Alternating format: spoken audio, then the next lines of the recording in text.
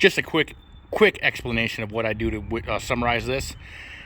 Put stable in it, seafoam, any kind of field treatment. Run the mower or the snowblower for like 10 minutes.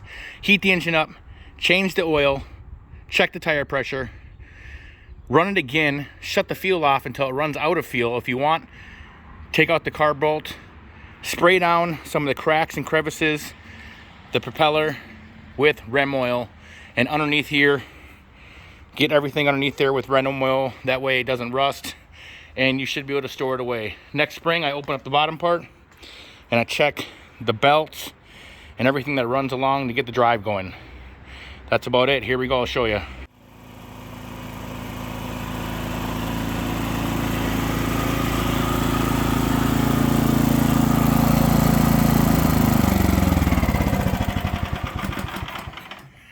All right, this is an oil change video. It's gonna be quick and fast. Well, before I store my snowblower for the winter, I like to give it a good wash. Good soap and water, maybe some degreaser on the wheels because the gunk gets built up in there. You know, I like to use the air tool to dry out my bolts and stuff. Give her a wax. Spray some of the metal down with some REM oil, which prevents rust. And then I put any type of stable seafoam, just a little bit in the tank, run it till it gets all hot. Then I'm gonna do an oil change. Let me show you real quick on that. So you gotta get a 10 millimeter right here. And I'm using a generic oil this time. I could not find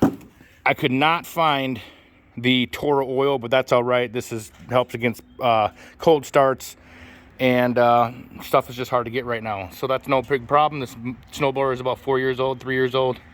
And I got my jug right there. I'm gonna crack that open, put some paper towels down, and catch all the oil. So I'm just gonna push this jug into the tire so it bends over. In other videos, I've cut gallons open. Either way is kind of fine. Let's see if I can't do this out. There we go. There's a little crush washer on there. I'm gonna be quick. Get this over the top. So I probably can't do it with 2 hands. We'll see here. Or I can't do it with 1. I don't want to spill. There we go, maybe. Let's see.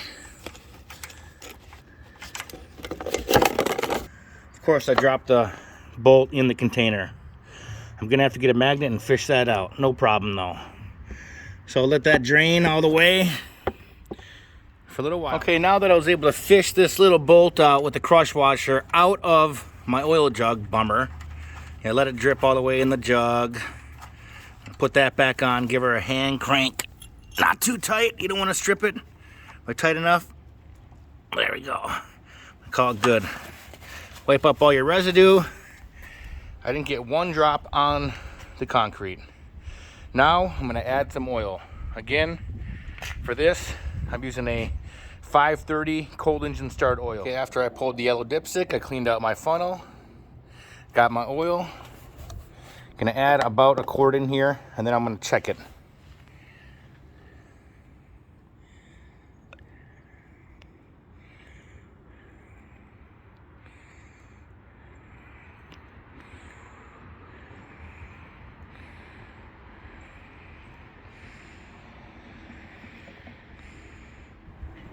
So I added about a quart. I'm just setting that thing on top. It's not screwed in. I'm gonna start it up and let it warm up, and then check it so the oil kind of gets in everywhere, so it's an even. Okay, let's see what we got here. Clean that up right there. Screw it in, pull it out.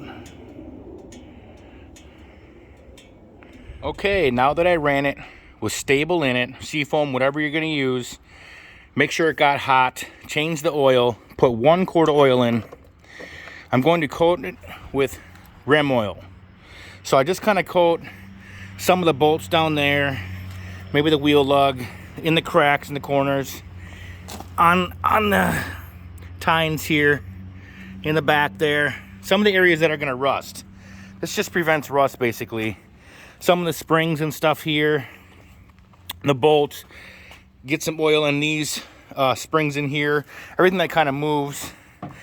Again, some of these bolts here on the cables, that just prevents rust, like I said, and it keeps it nice for next year. And then I'm gonna run it one more time, and I'm gonna shut the fuel off right here, and then I'm gonna run it out of gas. But I'm gonna do that in my shed so I can make sure I can drive it all the way back there.